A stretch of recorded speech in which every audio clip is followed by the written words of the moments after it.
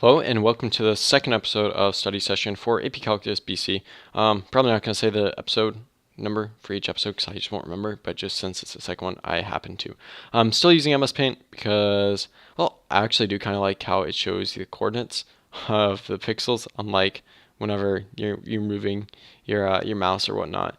But yeah, so in this episode, it's limits. So a brief introduction on what a limit is. It's like essentially saying, if you had like a function f of x and that equaled x, as x gets closer to 0, what will the y value, what will the output value approach? Okay, so like what will y, get to, but never like technically, what will it touch? What will what does it get close to, but never actually touches? Because it's never actually that value. It's just approaching that value. So in this case, f of x, as x gets closer and closer to 0, y will in turn get closer and closer to 0. And if you think about the graph of y equals, that was a really bad line. F of x equals x, there we go. As it gets closer from the negative side, it's getting really close, the y value is getting really close to 0, and as it's getting closer from the positive side, the y value, so from the right side, it's getting really close to 0. And that's essentially what a limit is. So it's, one of the most basic parts of calculus. It's very easy if you just get the hang of it. And yeah, it's mainly just, the main rule is, you want to simplify it as far down as you can, and you just want to, you just need to think about it logically.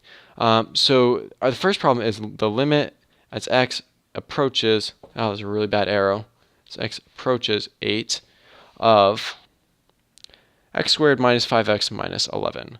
X squared minus 5x minus 11. So you can almost think of a limit, those brackets are technically in proper fashion, but you can almost think of a limit as like an operator, so kind of like a coefficient, in that, if you have, these, like if this were x per se, you could have, you multiply out and you'd have x cubed minus 5x squared minus 11. So you can do the same thing with this. So you could really turn this into like the limit of x squared. I'm just gonna like, you could turn it, like you could break it into parts, so you could turn it to the limit as x approaches 8 of x squared minus the limit of x approaches 8 of negative 5x minus the, or the limit of as x approaches 8 of negative 11. So I'm going to do that, but I'm not going to actually write it out just because I don't have that much space. So yeah, so you can break this into parts, you can think about it in parts. So let's think about this. As x approaches 8, what is x squared going to approach? And that'd be 64. Because if you like think about it graphically, as x gets closer and closer to 8, it's going to approach 64. So now with negative 5x, as x approaches 8, it's going to approach negative 40. Or negative 40 because you have the minus. 5 times 8 is 40. And then the 11 doesn't factor in the x, so it's just negative 11. So you end up with 64 minus 51, and your answer is 13. So this equals 13. So that's that. First problem out of the way.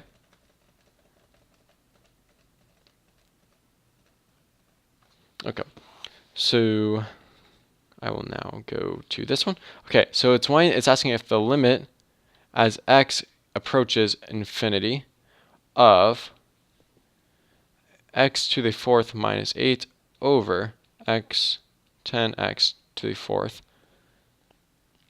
plus 25x plus 1. Okay, so essentially what you want to do whenever you have two high degree polynomials for your limit, you essentially want to divide the whole, fraction by the highest common degree. The highest common degree, if x approaches infinity, you want to divide it by the highest common degree variable. So you divide this by x to the fourth because both of these have a degree of 4. So what happens if you do that? You get x to the fourth over x to the fourth minus 8 over x to the fourth, all that divided by 10x to the fourth over x to the fourth plus 25x over x to the fourth plus 1. Okay, and then for this one, that's a 4. This isn't a negative 1. That's a 4. Okay. So for this, the x to the fourth will cancel out here. You just end up with 1. X to the fourth here, and you just end up with that 10. Here, the x to the fourth will cross that x out, and then you get x to x cubed. So now you have negative 8x to the fourth, and then your other only terms plus 1 over x to the fourth, sorry. And then your only other terms are with x in it are the 25 over x cubed and then 1 over x to the fourth. But what happens as x gets infinitely large, these get infinitely small and they approach 0. So you end up with this equals 1 minus 0 over 10 plus 0 plus 0, because as 25 gets divided by infinity, that's going to be, it's going to approach 0 as, infinity, or as the x value gets infinitely large, because, it's going to be infinitely larger than 25. Same case with 1. So you end up with just 1 over 10. So it's pretty simple. If it's shared, it's just ends up being the ratio between, the highest, if the degree is the same, it's the ratio between the highest degree numerator and the highest degree denominator. So that one's again a pretty simple limit. Grabbing my pencil back out. Okay. So now onto the next one. Okay. So the limit as x. Sorry. You know what? I have to go back and get the pen. I accidentally pressed a button. I should have my pen. X. 1 second. Oh, there we go. Okay. As x approaches 6, but this one's from 6 from the right hand side of x plus 2 over x squared minus 4x plus 12. Is that plus 12? Oh, no, it's minus 12. Minus 12. Okay, so anytime you have a limit, you want to simplify as far down as you can. So we can factor this out into x minus 6 and x plus 2. And then these can cancel out, so you get 1 over x minus 6. So essentially what this is asking is, as, it comes from the right hand. So if we think that, like, if x equals 6 here, as it comes from over here, so like, let's just say 6.00001, what will this limit approach? So you end up with 1 over a positive, infinitely small number. So 0, repeating to infinity, 1. This, anytime you're dividing by a decimal, it's going to be larger than the actual value. So this will approach infinity. But if it's coming from the left, sorry, I didn't mean to do that. There. Oh, crap. Never mind. Sorry. That still is infinity. If it's coming from the left side, so if this was x approaches 6 negative, then it would be negative infinity. And here we have a problem, because if it was just limit as x approaches 6, well, our left hand and our right hand limits are different. So if our left hand and our right hand limits are different, then the limit does not exist. So this would be does not exist. However, this would be negative infinity. And of course, as x approaches 6 plus from the right hand side, it's positive infinity. So that one, you just always have to watch out for, left discrepancies between the left hand and right hand limit. That's how you kind of test if a limit exists or not. Okay. So the next problem is limit as x approaches 0 from the right hand side of x over the absolute value of x. Okay. So let's think about this. So we have, as x approaches 0 from the right hand side, it's going to be, infinitely close to 0, but a positive value, so plus 0, over the absolute value of plus 0.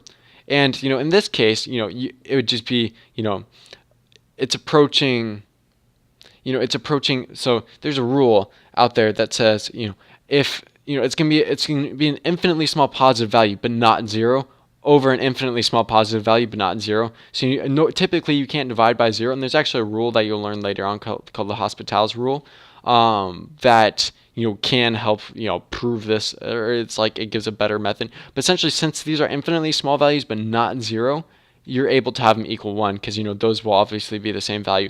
If it was just 0, plain 0 over 0, then that's a no bueno. That doesn't exist. But since these are infinitely small values close to 0 but are not technically 0, that does exist and it equals 1. Just grabbing my pencil back out. Okay, so here is another one. Let me quickly get to, let me find a good one.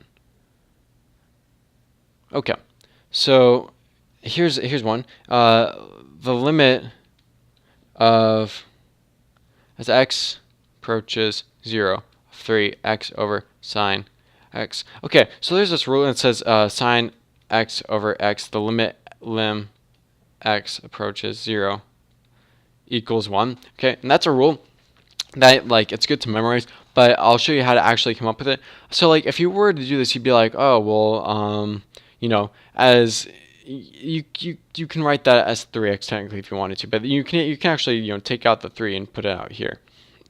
It's the same thing. So x over sine of x, you know, that'd be 3 times 1 based off this rule. But if you want to know how to derive it, so there's a rule that says if you're, you know, let's call x f of x.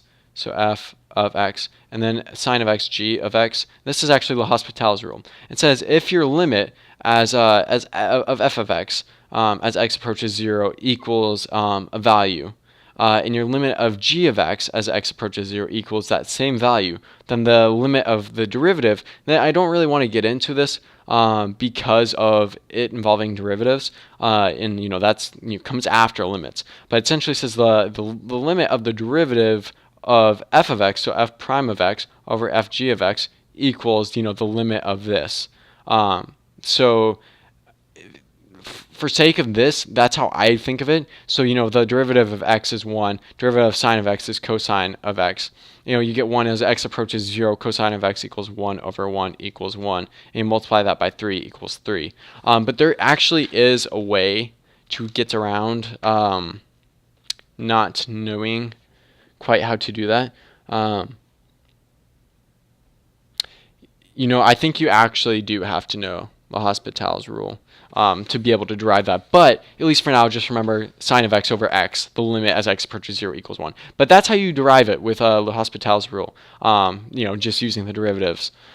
But yeah, that's a little bit beyond, you know, the current scope of what most people have whenever they're learning limits, because they don't, you know, the limit, a derivative is the limit by definition. So you typically learn derivatives after you learn what limits are, because that's how you figure out what a derivative is. But yeah, that is that. So here's another one. It says find the limit of as x approaches negative infinity of sine of x. So we know that if we were to draw a sine function, it'd look a little something like this. So it'd go down and then up and then down and then up. As you can see, you know, as the x gets infinitely large, you know, there's no value that it's you know, approaching, because it's going to keep going down and up and down and up, because it oscillates between -1 and +1. So this limit does not exist because, you know, graphically and just, you know, logically, it never approaches any like actual discernible value. So I'm going to remove those. Okay. So here is another one. Find the limit of lim x approaches infinity of sine 1 over x. Okay, so if we have, as x, if we don't even think about the sign here for a second, if we think about the 1 over x, you know, the limit of 1 over x as x approaches infinity will be 0. So you know, so we can rewrite this as the limit of sine of 0. So I drew a theta by habit. Oops, sine of 0. You know, sine of 0, as sine gets closer and closer to 0, it's going, you know, as you know, if we look at a graph, or even like, I was going to draw a unit circle, but like a graph, as you know, as sine gets from the negative side and the positive side, as it gets closer and closer to 0, it will equal 0. So that one's pretty simple.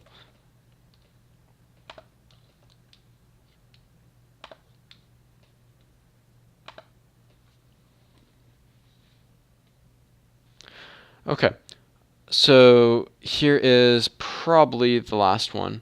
Oh, and this one's actually interesting. So this is where you get this one is a definition of a derivative, so I really want to do this one. Okay, so it's the limit as h approaches 0, and this is the definition of a derivative. 3 plus h squared minus 9 over h. Okay, So this is the definition of a derivative, and I'll explain that in a later video whenever I do one over derivatives. But essentially what you'd want to do that is you want to FOIL that one out. So you get h squared plus 6h plus 9 minus 9 over h. Those cancel out. So you get h squared plus 6h over h. H is, you can factor out an h, so that's h plus 6. H is, you know what, I'm going to go quickly. So you can factor out an h of this. So h plus 6 over h. H's can cancel out right there, those two h's. So you get the limit as h approaches 0 of h plus 6. And that's just simply that will equal 6. Because, you know, 0 plus 6 equals 6. Yeah, so that's the definition of derivative. So hopefully this video on limits, you know, just helped you review at the very least, if not teach you actual limits. Next video I make will either be, you know, I'm going to start making Physics C tutorials. And Physics 2 tutorials, but Calculus is pretty fun to make tutorials for. So next video, I don't honestly remember what's next video will be over continuity. And then eventually, you know, we'll get to fun things like derivatives, integrals, you know, volume of revolution and all that good stuff. So hopefully you guys enjoyed this video, and I'll be uploading more soon.